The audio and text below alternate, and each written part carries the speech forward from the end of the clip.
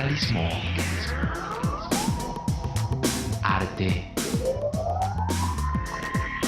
cultura, actualidad, tecnología, pedagogía, educación. Las expresiones de vida con que se construye Colombia tienen un punto semanal de encuentro.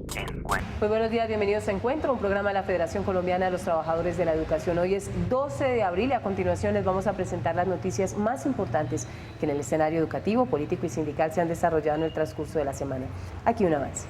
Pruebas PISA, ¿de dónde vienen? ¿Quién las hace? ¿Cómo están estructuradas? ¿Y realmente son válidas en el contexto colombiano? Académicos opinan sobre pruebas PISA, sus resultados y la crisis en la educación colombiana. El CEID habla de las preguntas de las pruebas PISA y su impertinencia en nuestro modelo. Maestros de Bogotá marcharon el 9 de abril en memoria de las víctimas contra la privatización y los derechos del magisterio. Mi nombre es Omaira Morales, hoy nos encontramos desde la Casa Museo del Valle del Cauca. Aquí inicia Encuentro. Encuentro. Por estos días se está hablando mucho sobre los nefastos resultados de la prueba PISA. Pero ¿ustedes saben quién creó la prueba PISA? ¿Con qué intención? ¿Por qué si el gobierno colombiano en cabeza de la ministra de Educación sabía que nuestros estudiantes iban a perder esta prueba, se hizo? ¿Con qué intención? ¿Son los maestros y la escuela responsables de estos resultados? Encuentro analiza la prueba PISA.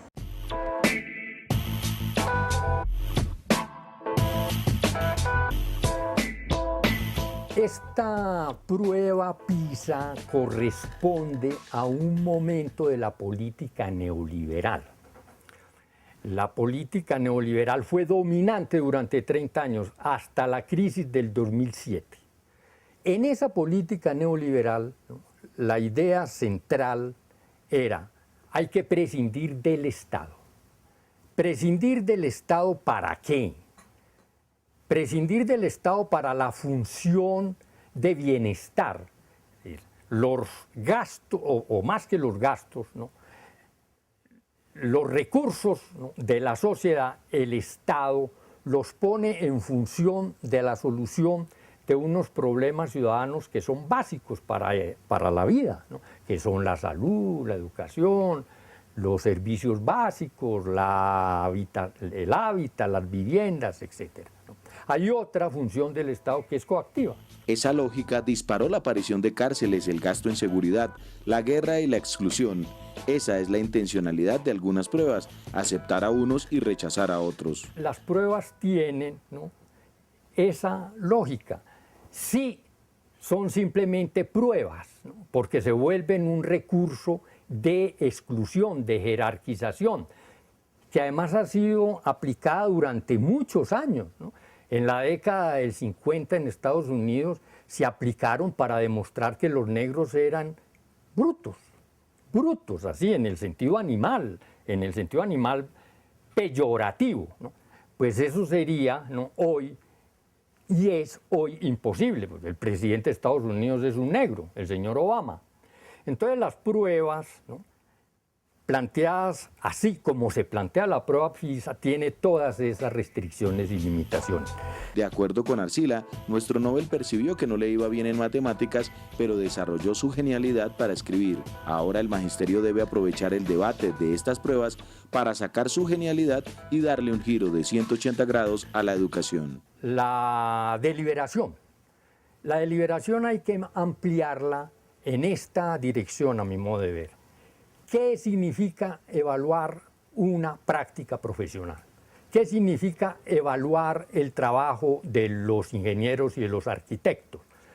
Acaba de pasar lo de Space en Medellín. Esa es una evaluación, ¿no?, trágica de la incompetencia o de la mala fe de los ingenieros y los arquitectos. Los maestros tienen una experiencia en evaluación que se expresa ¿en qué? Se expresa en sus trabajos, artículos que se publican en la revista Educación y Cultura, en los libros, ¿no? La editorial del Magisterio tiene una cantidad de títulos escritos por maestros. Por ahí es por donde, ¿no?, el magisterio debe ampliar el debate. ¿Qué significa evaluar, valorar, medir el trabajo de los maestros en la institución escolar? Los maestros no son rueda suelta, los maestros forman parte de colectivos. Esos colectivos tienen sus especificidades. Están los maestros que trabajan en la universidad, están los maestros que desarrollan sus actividades en el preescolar. Esto involucra entonces una concepción más amplia, ¿no?, de transformación del sistema educativo. Y el protagonista de esa tarea es el magisterio. Y además de las reflexiones y el análisis del académico y psicólogo Gonzalo Arcila, ¿qué tal si nos tomamos unas pildoritas de la memoria? Vamos un poquito atrás y contextualizamos estas pruebas PISA. Pizza no es el alimento italiano, va escrita con S y no con Z. Viene del inglés y significa Program for International Student Assessment. Fue creado por la OCDE, Organización para la Cooperación y el Desarrollo Económico, un club de 34 países ricos que quiere generar bienestar económico y social alrededor del mundo, promoviendo el consumo extremo. El Centro de Estudios e Investigaciones Docentes, CEI, de la Federación Colombiana de los Trabajadores de la Educación, ha sido un escenario acucioso y reflexivo sobre estas pruebas PISA. Por supuesto, era una fuente a consultar por Encuentro.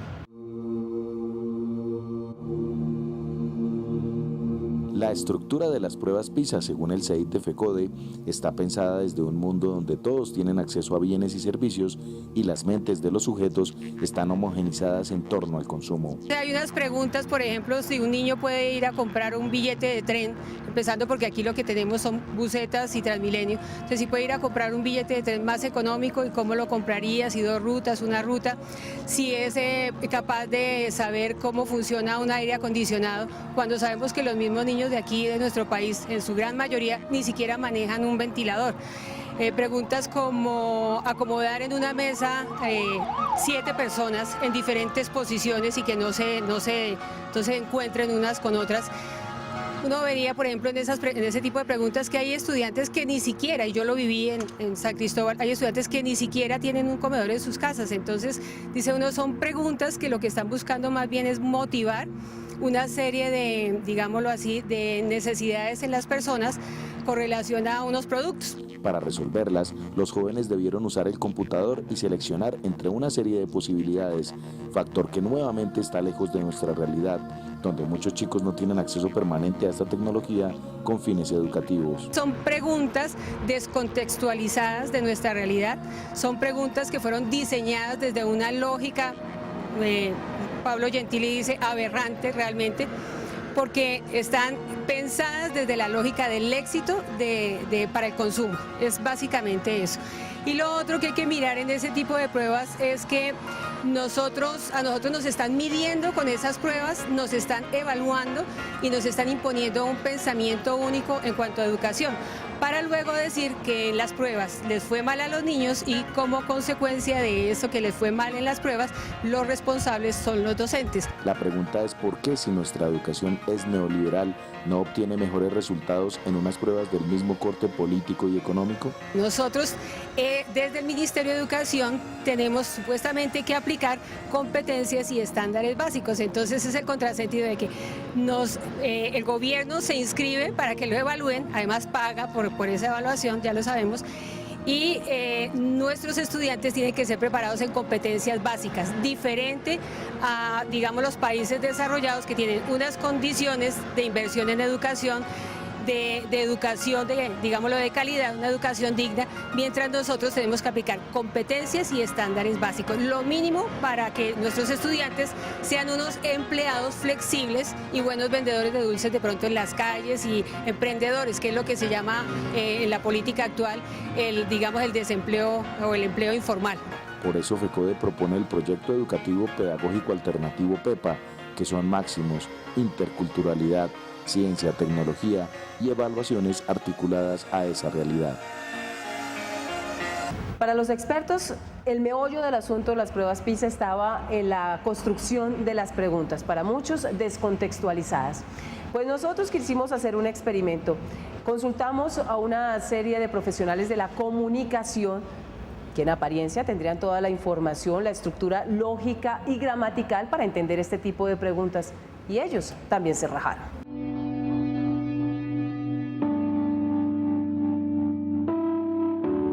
Bueno, atención a esta pregunta de los exámenes PISA. Cumpleaños, es el cumpleaños de Álvaro y va a celebrar una fiesta. Asistirán 7 personas más. Todos se sentarán alrededor de la mesa del comedor. El reparto de los sitios debe cumplir con las siguientes condiciones. Y hay 9 posibilidades porque solo hay 8 puestos y Álvaro, que es el protagonista de esta pequeña historia, debe sentarse con otra persona, pero todas son iguales. Todas da la posibilidad de que él comparta una silla para completar esos 8 puestos. Realmente yo considero a los estudiantes colombianos que se le midieron a esta prueba porque están descontextualizadas, hablan de ciudades que no son de este país, hablan de distancias que están en kilómetros, pero que metidas con otras complejidades enredan la lógica. Yo no conocía y critiqué el resultado de los colombianos en las pruebas PISA, pero enfrentado a estas preguntas los considero realmente. Esto parece más bien una prueba pizza de una pizzería. Lo primero que yo anotaría, Omaira, es que juntar a 7 personas de sectores populares, por ejemplo, con educación relacionada con los sectores populares, a comer en una mesa no es muy frecuente. Eso es un lujo que debe ocurrir más o menos cada 5 años. Luego la pregunta me parece, si no malintencionada, por lo menos totalmente desenfocada. Yo lo que haría sería una cosa democrática, ir rotándolos en puestos y puestos y puestos. Si la prueba PISA me aceptara eso como respuesta, pues la prueba PISA sería, o reconocería la capacidad de movilidad democrática de la gente, pero como es tan taxativa y tan brava, yo no estoy preparado para eso. El tipo de preguntas que hicieron no las podría resolver un colombiano porque no es el tipo de problemas que enfrenta un colombiano, definitivamente.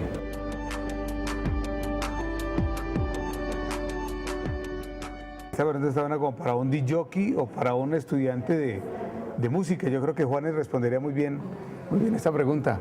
Porque imagínate que le dicen aquí, tiene que ajustar el volumen antes de ajustar el nivel de los bajos. Un estudiante de bachillerato que no está estudiando tecnología en sonido, mucho menos ingeniería de audio, pues a lo mejor va a entender muy poco qué son bajos, medios o altos, ¿no? O la intensidad sonora, etcétera. Y a continuación el profesor William Velandia, fiscal de la Federación Colombiana de los Trabajadores de la Educación, le habla a los y a las maestras a nivel nacional.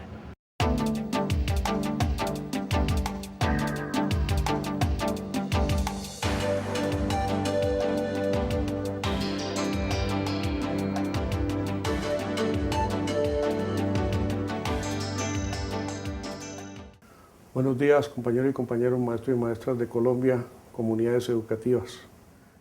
El saludo de la Federación Colombiana de los Trabajadores de la Educación, el reconocimiento a la ardua labor que hoy desarrollan y comunicarles que se ha convocado la Junta Nacional de la Federación Colombiana de los Trabajadores de la Educación para los días 23 y 24 de abril con el ánimo de hacer un análisis de la situación y tomar las decisiones pertinentes en torno al paro nacional del magisterio, por cuanto no ha habido eco a las exigencias que hoy hace la Federación como representante legal de los trabajadores y trabajadoras de la educación a la Presidencia de la República y que se han materializado en hechos básicos como el mejoramiento salarial de los maestros y maestras, un mejoramiento que recoja realmente las expectativas del magisterio y el alto costo de vida del país, el derecho a la salud como un derecho digno, un derecho fundamental que hoy no se cumple, dado que los prestadores no están haciendo caso a los pliegos de condiciones contratados.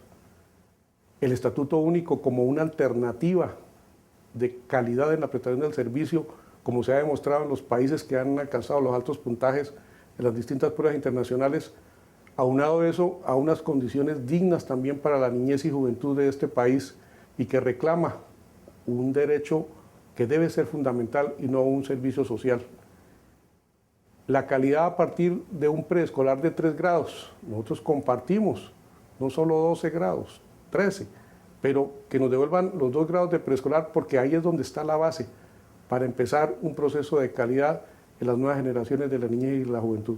Por eso el llamado, compañeras y compañeros, a estar atentos a las directrices que se emanen desde la Federación y de sus sindicatos filiales para que participemos con fuerza de manera unitaria en las actividades que se programen, en ese paro nacional que hoy se requiere con urgencia dado que no ha habido eco por parte del gobierno a las exigencias de nuestra federación.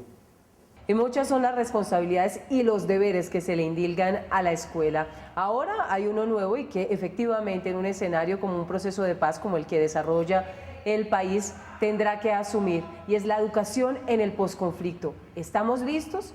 ¿El gobierno está trabajando en la capacitación de los maestros? ¿Es realmente la escuela un territorio de paz? Los invito a ver la siguiente nota. Que la escuela es pieza clave en el posconflicto colombiano no es un secreto, es una verdad a gritos. Sin embargo, la falta de coherencia, acompañamiento real a los procesos educativos en el país evidencia que en el discurso se habla del deber ser, pero en lo privado, en lo íntimo, se sataniza, arrincona y hasta estigmatiza al protagonista del proceso educativo, al maestro. El reto de la escuela es crear una cultura de paz, es hacer una educación del perdón, del reconocimiento y de las garantías de no repetición. Es decir, gran parte del proceso de posconflicto que vamos a tener en instituciones, en el sistema judicial, en el sistema comercial, incluso en la propiedad de la tierra, tiene que ser cimentado sobre dos cosas: una formación integral en la escuela, en eso es que tienen que cumplir los maestros, y obviamente un trabajo muy fuerte en zonas urbanas, pero particularmente a la escuela le queda un papel pedagógico de lo que es el posconflicto o lo que va a ser el proceso de construcción de paz. Experiencias como la de El Salvador son claves para evidenciar que la capacitación, la restitución inicialmente de los derechos de los docentes redunda en la consolidación de un proceso de reivindicación de las víctimas que asisten a la escuela. Pero lo que se ve hoy es cómo los movimientos sociales, sindicales, incluyendo al magisterio, se están convirtiendo en el objetivo a abordar en esta lucha, porque son los únicos que continúan levantando la bandera de la democracia y la equidad. El gran problema que tenemos es que el gobierno nacional, básicamente el gobierno nacional quedó muy afectado con lo que pasó en el Caguán. Entonces no ha dejado salir nada de lo que pasa en La Habana y tampoco ha empezado un proceso de socialización. Ya están muy demorados. Lo que nosotros le hemos dicho es que hay que empezar ya el proceso de afianzamiento o de construcción de posconflicto en las regiones. Entonces hoy en día los maestros no tienen ni siquiera un curso, ni un seminario, nada sobre posconflicto. Y el reto está en pedirle al gobierno o que esto se construya con el propio sindicato de FECODE, pero hay que empezar a hablar de posconflicto en las escuelas, en los sindicatos, con los maestros, así el gobierno no entregue. Pero hoy no hay ningún programa. Lo cierto es que mientras en La Habana, Cuba, se habla de paz y este tema es politizado en las elecciones presidenciales, todos quieren cobijarse con este anhelo. En la teoría, en nada se avanza, pero eso sí, se espera que de la noche a la mañana esta tarea sea resuelta en la escuela, nuevamente sin recursos. Y esta semana sí que se movió con el tema de los despidos colectivos en el movimiento sindical. Dos casos, ya conocíamos el de la Drummond y esta semana aparece el de la OXI. Para hablar sobre este tema, a esta hora hacemos contacto con el presidente de la USO, la Unión Sindical Obrera, el señor Edwin Castaño Monsalve. Mil gracias por acompañarnos a esta hora. Presidente, el gobierno nacional ha argumentado que la razón de los despidos, 500 trabajadores saldrán de la OXI específicamente por los atentados que han sufrido los oleoductos en Caño Limón. Sin embargo, uno se pregunta, ¿quién es responsable de la seguridad de estos oleoductos? ¿El Estado o los trabajadores? Efectivamente, Mayra, pues la multinacional Occidental, aduciendo fuerza mayor, ordenó a las empresas contratistas que laboran para ella en recortar casi 590 contratos de trabajo. Para nosotros esto es una masacre laboral, primero que todo porque no se le puede endilgar la responsabilidad de los ataques a los trabajadores. El Estado colombiano es quien tiene que velar por garantizar la seguridad del oleoducto y esta responsabilidad no se puede traducir o trasladar a los trabajadores. Hoy estamos haciendo un llamado a Ecopetrol, a la firma Occidental, al Ministerio del Trabajo, al Ministerio de Minas para que reconsideren la medida que tomaron con respecto al despido injusto de casi 590 trabajadores. Esto se va a traducir en problemas laborales, problemas sociales y de inseguridad por parte de los trabajadores, toda vez que quedan sin su seguridad social. Es casi patético la misma situación que sucedió en la Drummond, donde la multinacional pensaba despedir casi 500 trabajadores y el ministerio pues conminó a que no fueran cancelados los contratos de los trabajadores. De por medio, lo cierto es que hay contratos. Hay acuerdos firmados establecidos para garantizar los derechos de los trabajadores. ¿Qué actividades se tienen programadas para defender precisamente estos derechos? Bueno, primero que todo, pues la organización sindical está pidiendo una reunión de alto nivel con el vicepresidente de la República, el presidente de Ecopetrol, el presidente de la Occidental, el Ministerio del Trabajo y el Ministerio de Minas, toda vez de que aquí hubo algo ilegal. Primero que todo, las empresas contratistas, antes de hacer un despido masivo, deben de hacer una solicitud al Ministerio del Trabajo. Segundo, se le debe comunicar a los trabajadores, porque eso está establecido en el decreto 2351, el artículo 7º, que es muy claro, en la cual pues cuando se va a hacer este tipo de despidos masivos, los trabajadores deben de tener conocimiento de las causas a las cuales pues se van a someter en un despido colectivo. Presidente de la USO, muchísimas gracias por acompañarnos a esta hora en Encuentro. Encuentro. El profesor Pedro Arango, secretario de Educación y Escuela Sindical de la Federación Colombiana de los Trabajadores de la Educación, le habla al Magisterio Nacional.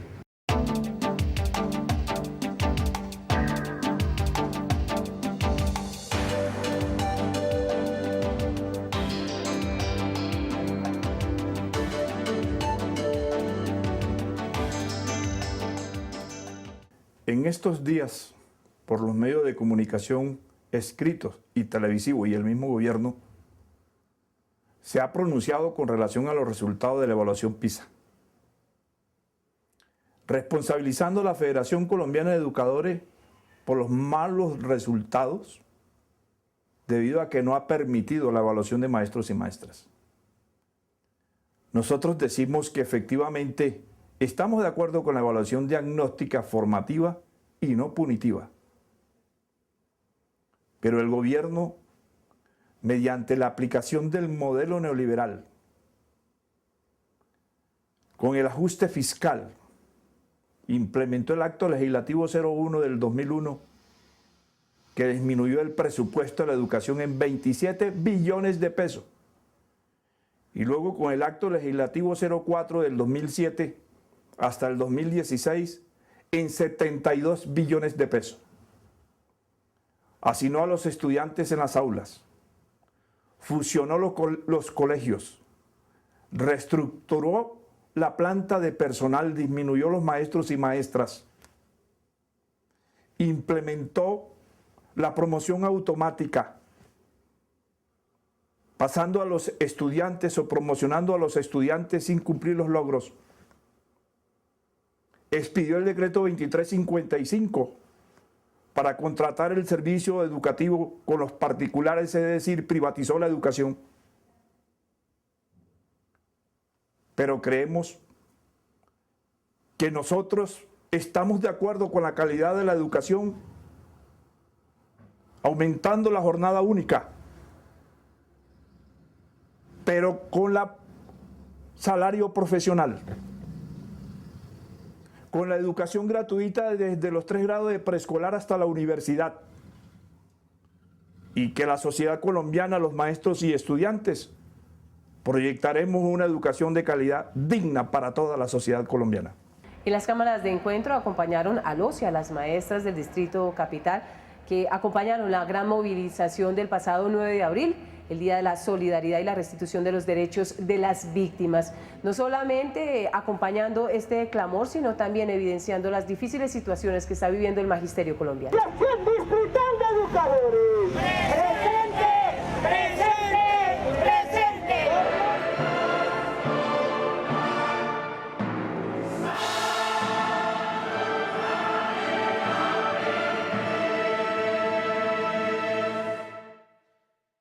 En Bogotá los docentes seguimos siendo víctimas de ese conflicto social que hay en el país por esos grupos al margen de la ley, por esos grupos que se forman alrededor de los colegios amenazando y amedrentando a los estudiantes, a padres de familia, a los estudiantes. Esa violencia que existe en Colombia está llegando a los colegios y los medios de comunicación nos quieren culpar por eso que pasa en el país. Los medios de comunicación señalan que los docentes, el magisterio, somos los que propiciamos esa clase de violencia en los colegios. Nosotros somos víctimas de lo que está pasando en el país, víctimas de los grupos ilegales que amenazan, que señalan, que hacen que los docentes se trasladen y el gobierno nacional no permite esos traslados.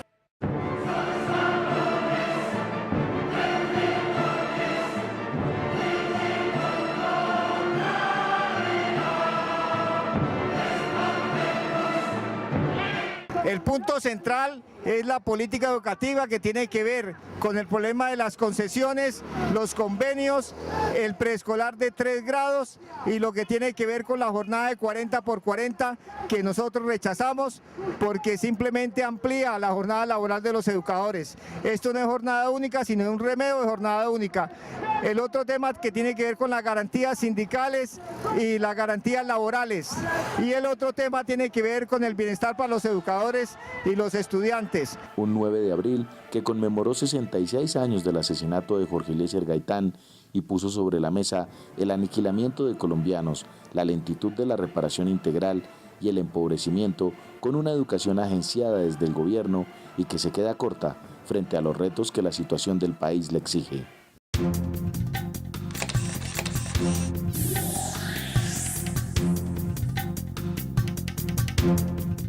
Un saludo a todos los trabajadores de la educación y en particular al magisterio colombiano.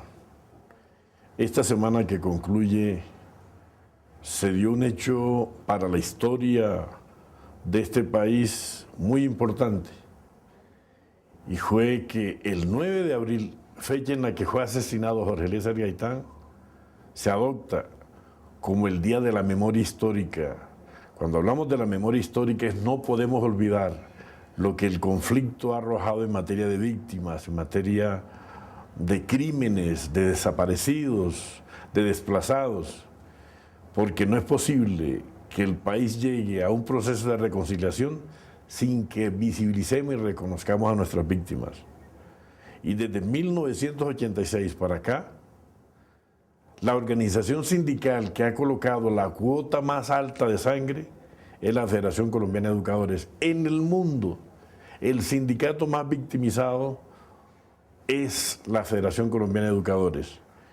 Tenemos a hoy 1.989 maestros asesinados, 5.500 maestros amenazados, 70 maestros exilados, 25 desaparecidos, sin contar con los extorsionados.